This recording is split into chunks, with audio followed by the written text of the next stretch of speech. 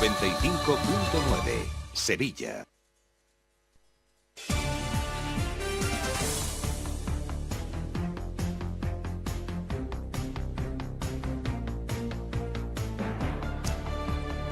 Vamos a empezar el tiempo de gabinete. Hoy que ha empezado en la Audiencia Nacional el juicio contra los 8 jóvenes que presuntamente agredieron a 2 guardias civiles y a sus parejas en Alsasua. Tenemos a Juan Manuel de Prada, muy buenas tardes. Muy buenas tardes, Julia. También tenemos al profesor Julián Casanova, buenas tardes. Buenas tardes, Julia. Y a Ignasi Guardans, muy buenas tardes. ¿Qué tal? Buenas tardes. Unos hechos por los que se acusa a esos 8 jóvenes de delitos de lesiones y amenazas terroristas. Y hay peticiones de penas que van de los 12 años a los 62 años de cárcel.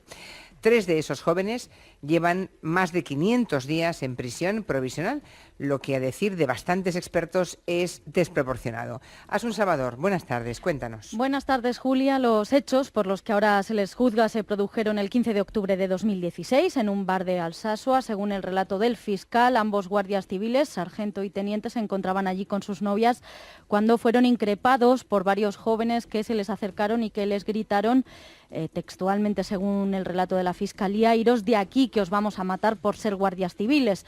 El grupo agresor llegaron a componerlo 25 individuos que sometieron, según el fiscal, a los 2 agentes y a sus novias a empujones, patadas y puñetazos. Continuó esa agresión fuera del local, explica el fiscal, con gran violencia y brutalidad, y el resultado fueron lesiones por las que el teniente estuvo 92 días de baja, el sargento 53 y 2 meses sus respectivas parejas, que además precisaron atención psicológica por ansiedad y por estrés postraumático. En el escrito de acusación, el Ministerio Público relaciona esta agresión con un sentimiento de odio hacia la Guardia Civil, y la madre del teniente agredido, que es Inmaculada Fuentes, ha relatado esta mañana en Más de Uno que en su familia vivieron con miedo los años de plomo y que ahora, ya sin ETA, persisten manifestaciones de odio, por lo que no cree que la agresión a su hijo sea un hecho aislado. Esto no fue una noche que a alguien se le ocurrió: mira, está ahí el teniente, vamos a hacerle pagar todo lo que nos está pasando. No, ahí había un movimiento, se hacía una espalguna donde se apaleaban, se quemaban, se colgaban muñecos que aparentaban guardias civiles, con tricornio, con uniforme. En la sesión de esta mañana, los 8 acusados han negado que participasen en la agresión y han desmentido su pertenencia a ningún grupo que promueva el odio a la Guardia Civil. Eso es lo que han dicho. Uno de ellos sí ha reconocido que discutió con el teniente herido, según él, por unas multas de tráfico. Todos han negado pertenecer activamente a los movimientos Ande Gemendik u Ospa Eguna, que defienden la salida de las fuerzas de seguridad del Estado y de las Fuerzas Armadas del País Vasco y de Navarra, aunque varios de ellos sí que dicen que han participado en algún acto de estos movimientos que se han celebrado en su localidad. Joaquín Unamuno, que es uno de los 3 acusados en prisión provisional, ha admitido que estando en el bar sí tuvo un intercambio de reproches con el teniente. Quiero recordar que les dije que menuda jeta que tenían porque se dedicaban a crujir a multas a los jóvenes del pueblo y luego estar tan tranquilos de fiesta. Él me llamó por mi nombre y eso me molestó, bastante me molestó. Entonces le dije que no lo hiciese y empezamos a discutir. Lo que pasó a continuación es que se notó como una especie de alboroto, como una especie de empujones hacia la salida del bar, hacia la puerta, y se vio que gente salía. Las familias y los abogados han denunciado indefensión a lo largo de todo el proceso y algunos han renunciado incluso a presentar el escrito de defensa. En el ámbito jurídico, también en el ámbito político, hay interpretaciones enfrentadas sobre lo que suponen aquellos hechos. La juez Carmen Lamela, de la Audiencia Nacional, fue la primera que apuntó que la agresión a los 2 guardias civiles tenía tintes terroristas, mientras que la Audiencia de Navarra también reclamó su competencia en el caso, exponiendo que se trataba de una simple agresión sin el objetivo de subvertir el orden constitucional. Al final medió el Supremo, que avaló que los acusados fueran juzgados por delitos relacionados con el terrorismo, una calificación que les parece excesiva al vicepresidente del Parlamento de Navarra, a Unai Ugalde, de Geroa Bai, y a los diputados Eduardo Santos, de Podemos, y Bakartxo Ruiz, de EH Bildu. Consideran que aquello no fue más que una pelea de bar. Aquí lo que se está pidiendo es justicia, lo que se está pidiendo es proporcionalidad. Creo que Europa está mirando a este juicio. Entendemos que considerar terrorismo hechos como los de Alsasua supone banalizar. Es absolutamente injusto que a nadie con sentido común le entra en la cabeza que 3 jóvenes lleven más de 500 días en la cárcel por una pelea de bar. el lehendakari vasco Urkullu y también cree desproporcionado hablar de terrorismo en este caso, mientras que Ciudadanos, PSOE y Partido Popular han criticado que el gobierno navarro de Uxue Barkos se sumara el sábado a una manifestación en defensa de los acusados. Escuchamos a Carmen Calvo del PSOE y al ministro de Justicia, Rafael Catalá. Los gobiernos y los parlamentos no están para el trabajo partidista. Nos extraña, lo rechazamos. No me parece muy razonable en términos democráticos promover manifestaciones para querer cambiar decisiones de los jueces. Bueno, pues llegamos al final de este informe. Gracias a Asun Salvador. Hasta mañana. Buenas tardes. Hasta mañana. Y por último hay unas manifestaciones que hizo Uxue Barkos sobre la impunidad. Bueno, eso lo dijeron los familiares de los acusados, que no querían impunidad, que solamente querían proporcionalidad.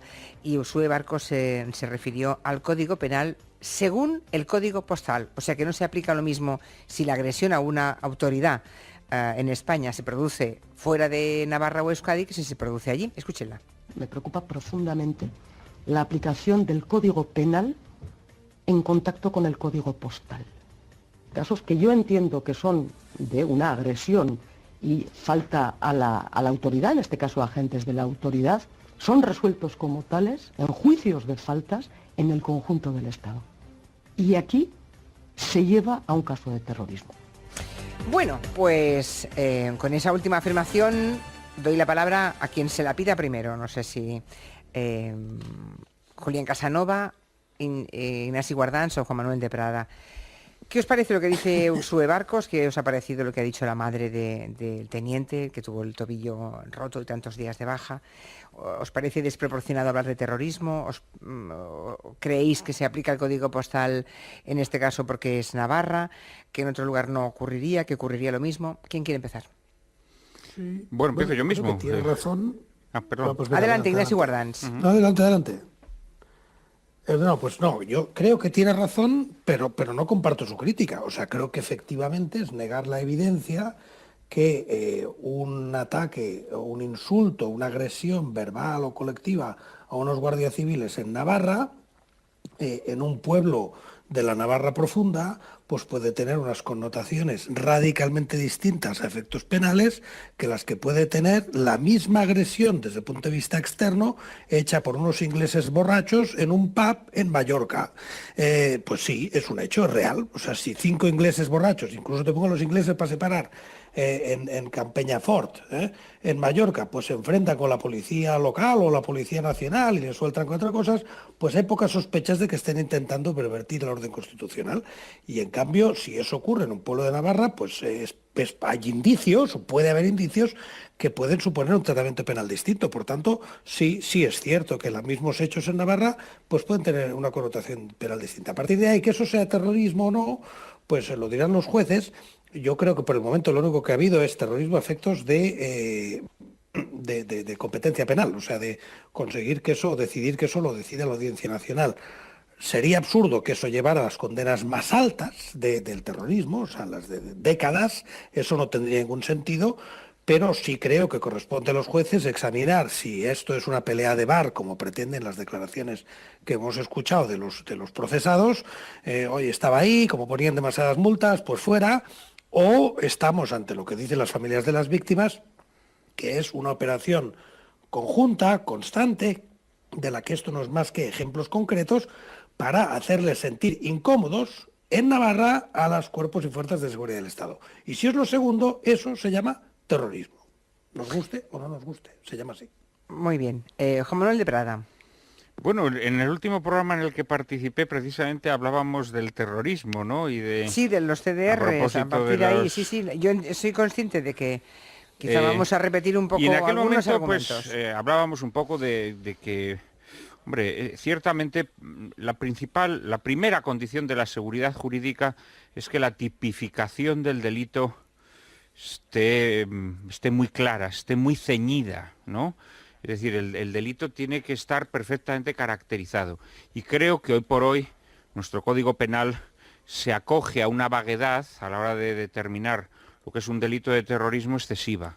Yo decía el otro día que a mí me parece que el rasgo fundamental para caracterizar un acto de violencia como de violencia terrorista es que mediante ese acto se pretende aterrorizar a la sociedad o de alguna manera poner de rodillas al Estado, someterlo a un chantaje bien emocional a través de una sociedad que se acongoja ante ese acto de violencia, bien mediante un jaque que implica pues, a las altas magistraturas del Estado y a su capacidad decisoria, ¿no?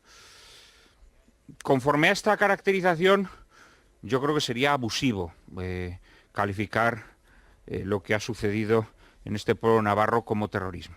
Ahora bien, también considero, y en este sentido estoy bastante en la línea de Guardans, considero que este acto delictivo tiene unas consecuencias que naturalmente el juez va a tener que explorar, porque es evidente que una de las dos partes miente, ¿no?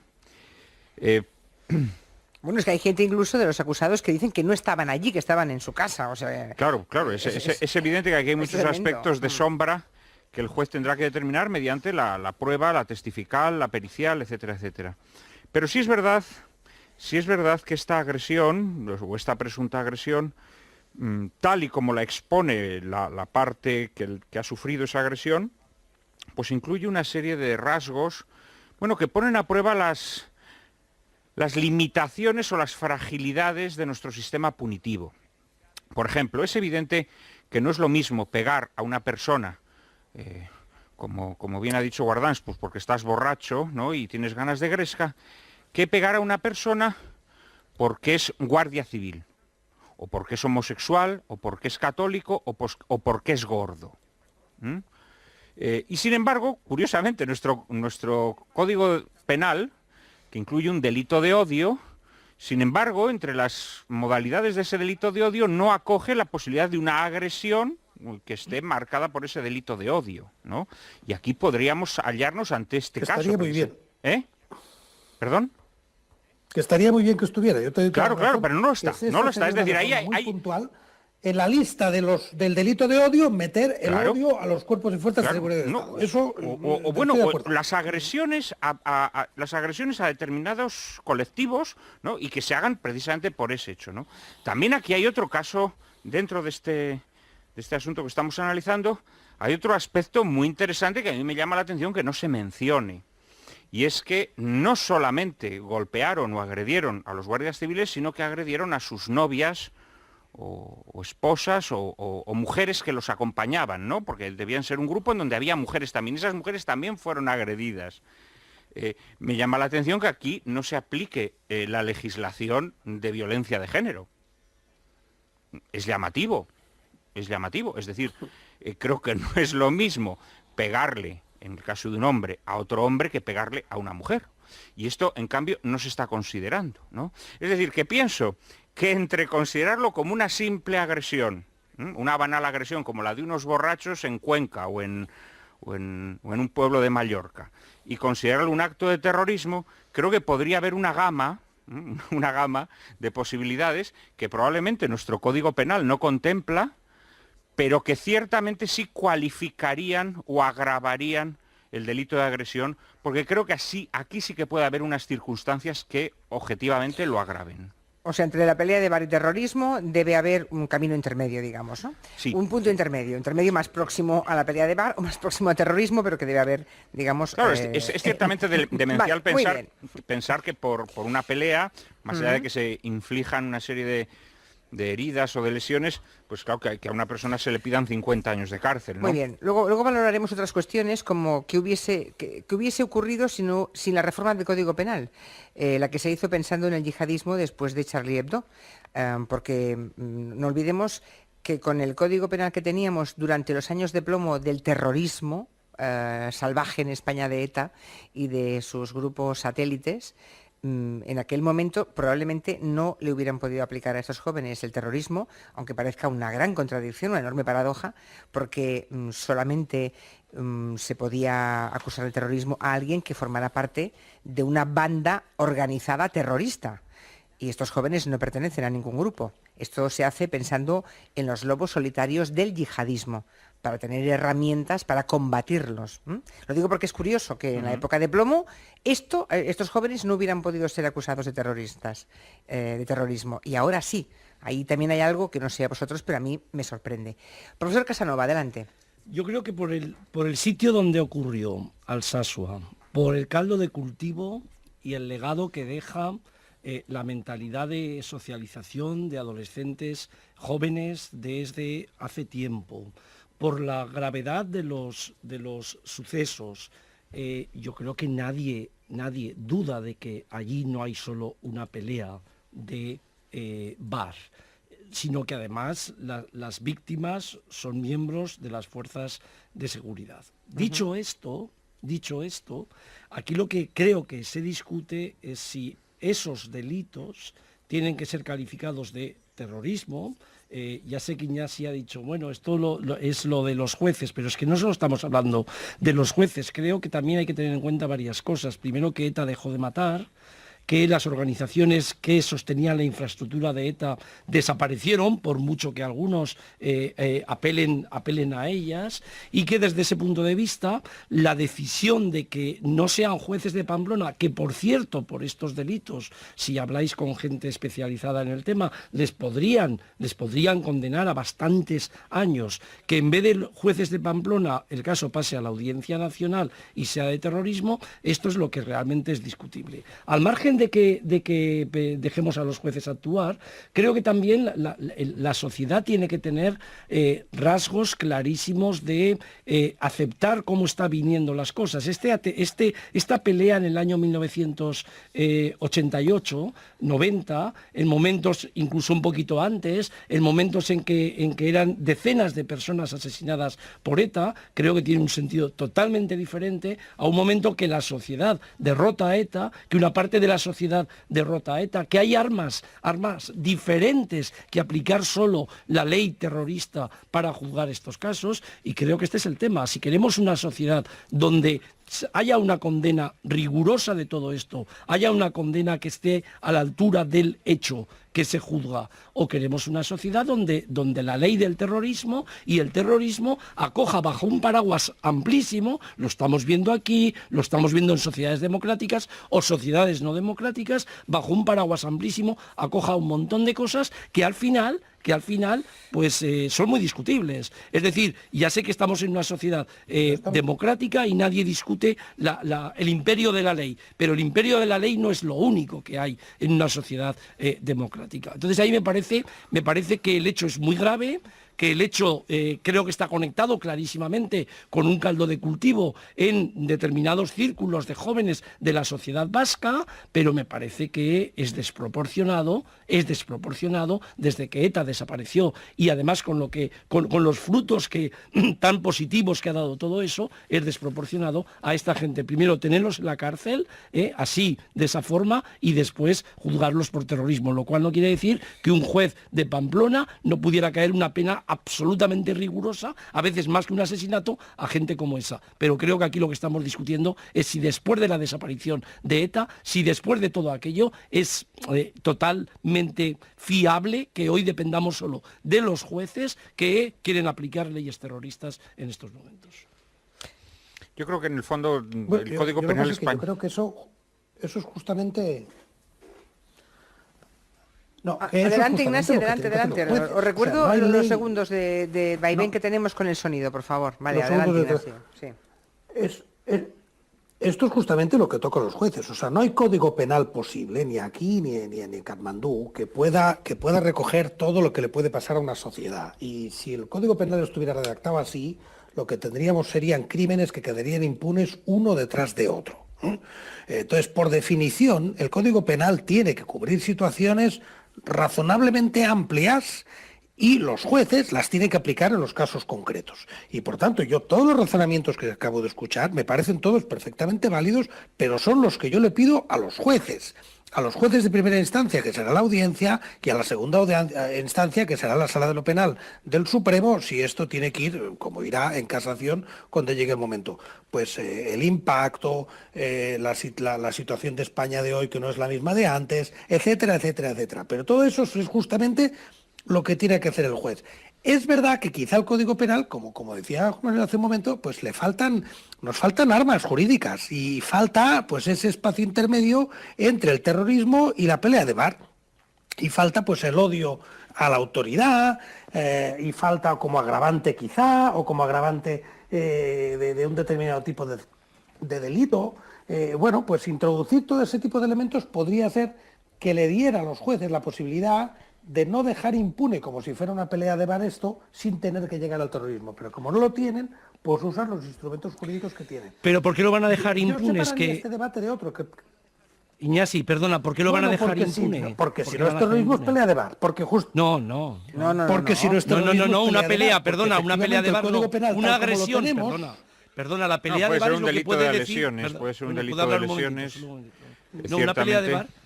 Lo que pasa que sí que es verdad que, vamos a ver, que a cualquier persona con sensus juris, con sentido del derecho, no se le escapa, el ejemplo que ha puesto Guardans al principio del programa, es decir, no se le escapa que no es lo mismo golpear a una persona, agredir a una persona, digamos, aleatoriamente, o simplemente como producto de un acaloramiento, sin saber si esa persona es de Cuenca o Albacete, sin saber si esa persona es de derechas o izquierdas, sin saber si esa persona es fontanero o policía, que agredir a una persona porque sabes que es guardia civil, en un lugar además donde la Guardia Civil durante muchos años ha estado muy expuesta y en un ambiente social muy difícil. Yo creo que esto es evidente y, repito, cualquier persona con sentido del derecho se da cuenta que no es lo mismo. Y es verdad que nuestro Código Penal no recoge estas precisiones o estos matices. Sí, hay agresiones, hay un tipo de agresión que no es una pelea de bar por la que nadie seguramente estaría en la cárcel. Aquí sería un concurso de delitos. Pero sí lo hay. O sea, lo que tampoco es... Vamos a ver. Aquí habría un concurso con el delito de odio. Yo insisto, pero yo insisto con lo que os decía. Y luego está el tema de las mujeres, Repito, no, el tema de las mujeres... que me parece un tema que llamativamente... En una época en la que... Déjame que te lo diga, que te lo aclaro enseguida, porque he recibido 50 tweets diciéndome que la violencia de género es una agresión de un hombre a una mujer dentro de la pareja, cuando es su pareja o expareja. Pero yo lo que estoy diciendo es que, si es lo que pareja dije, o expareja, que en el Código Penal tampoco se recoge esto. No, pero en este caso... Que tú agredas a una mujer cuando sabes que evidentemente una mujer no va a poder responderte ni defenderse como se puede defender un hombre. En cualquier caso, yo también pero quiero que la respuesta era que no se aplica, y mi respuesta es que no se aplica porque he tenido 50 tweets, que solamente en el caso de parejas o exparejas. Dije que nuestro Código Penal, que curiosamente deja estos huecos. Al contrario, lo que estaba señalando es que no se contempla esta posibilidad. Y luego yo creo, que lo dije también el otro día, yo creo que las agresiones que reciben ellas no son por ser mujeres, sino por ser las novias de guardias civiles. Lo cual seguramente empeora las cosas, pero que no les pegan por ser mujeres, sino por ser las novias de los guardias civiles. Ya, pero es que probablemente la agresión se produce por eso. La violencia que una mujer recibe también en el hogar no es porque sea mujer, sino que simplemente porque es tu enemiga. No,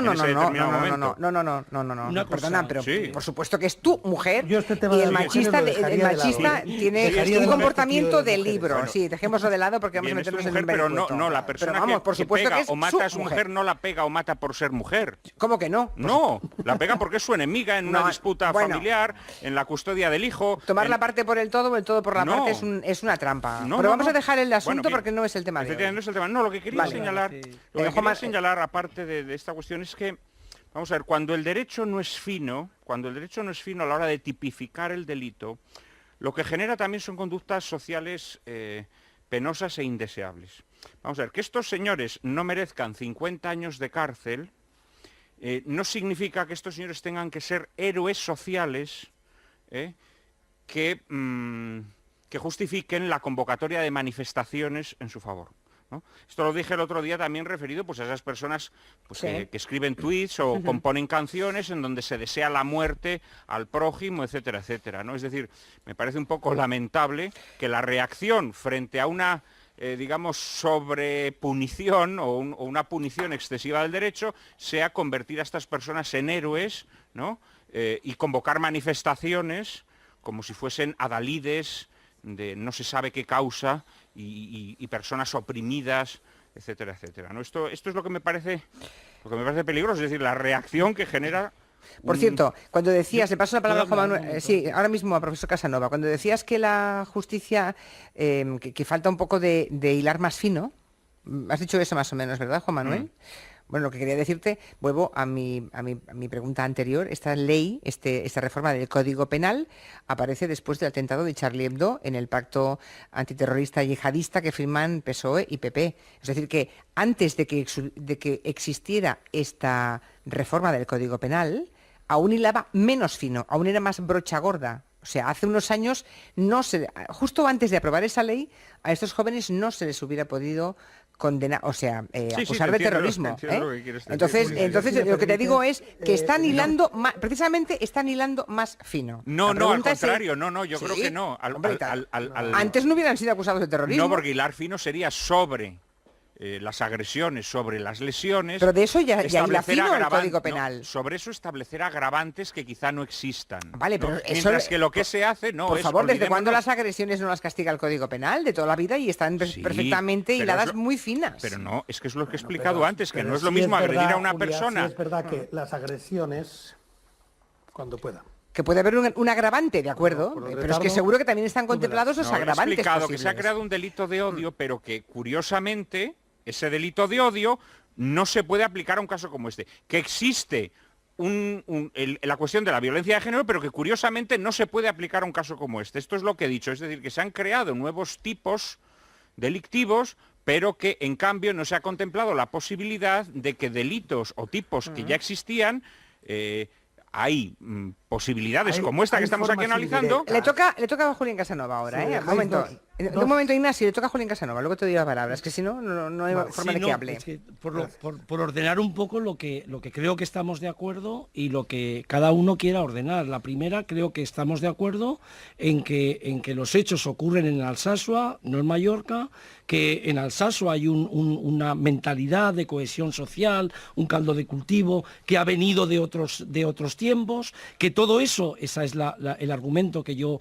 he sacado aquí, todo eso desde octubre del 2011, desde 2011 empieza a perder sentido como estructuras o infraestructuras de ETA en el momento que dejan de matar, y lo que estábamos diciendo es que los hechos son suficientemente graves para que si se demuestran, un juzgado de Pamplona y no de la Audiencia Nacional los juzgue, condene y haya una condena firme y severa. Pero eso no es lo mismo que pasar esto a un caso de terrorismo. Eso es de lo que se está hablando sin ser jueces, lo que estamos hablando opinando en un programa. Y yo también he establecido un criterio que me parece que es lo que yo quería transmitir aquí, y es...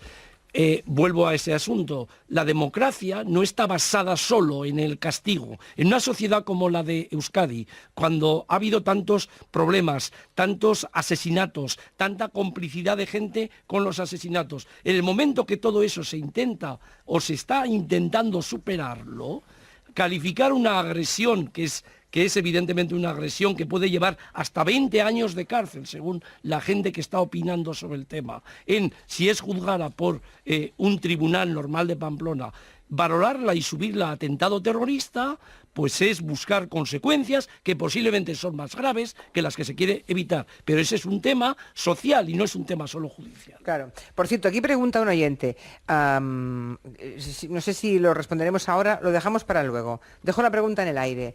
¿Qué os parece, hablando de agresiones a la autoridad, que al nieto de Franco, que atropelló voluntariamente a un guardia civil que le perseguía, conocéis el episodio, ¿no?, del nieto de Franco? Bien. Atropelló voluntariamente a un guardia civil que intentó darle el alto, no hizo caso. Bien, se le ha juzgado y le han caído 30 meses por atropellar voluntariamente a un guardia civil.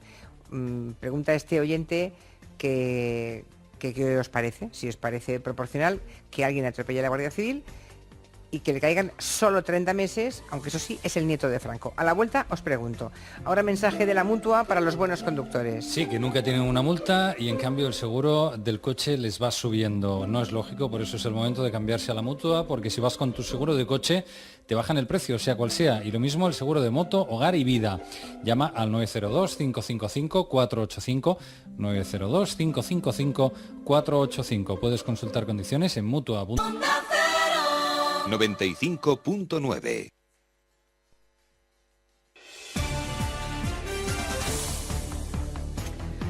Pues ya estamos en los últimos minutos de este gabinete con Debrada, Casanova y Guardans. Vamos a escuchar un par de aportaciones de los oyentes y luego estamos en los 30 meses que le cayó al nieto de Franco por atropellar voluntariamente a un guardia civil. Buenas tardes. Más allá de la pena que se aplica a los acusados, si es considerado o no un acto de terrorismo, que eso corresponderá en su caso a los jueces, a mí me preocupa la constante legitimación que hacen algunos partidos políticos de la agresión. Porque ya sabemos que en Euskadi no existe terrorismo, pero estábamos todavía muy lejos de la completa deslegitimación de la violencia que tanto reclaman las víctimas. El sábado nos manifestamos en Pamplona más de 50.000 personas, no para ensalzar a esas personas, sino para pedir un juicio justo, justicia, porque las penas que se piden son totalmente desproporcionadas, es una locura. Son unos críos y con las penas que les piden saldrían casi siendo unos abuelos. Sí, hay más comunicaciones de ese tipo. Creo que el que habló de las manifestaciones fue Juan Manuel de Prada, ¿no? Hay muchos oyentes que lo que dicen es que los que fueron a esa manifestación, algunos de ellos nos están escribiendo, no fueron para ensalzar ni la agresión ni a esos tipos, no piden ni siquiera impunidad, sino que se haga justicia y que la condena sea proporcionada, digamos. No he querido imputar intenciones a nadie. Lo que pasa que sí es verdad. No ha parecido, alguien se ha quedado así con esa idea. Esto ha ocurrido en casos anteriores, con tuiteros, con raperos, etcétera, que evidentemente han recibido penas desproporcionadas, pero eso no significa que sean modelos sociales. No, claro, evidentemente, es que una cosa no quita la otra, por supuesto. Hay gente absolutamente indeseable, incluso que no ha sido nunca condenada a nada.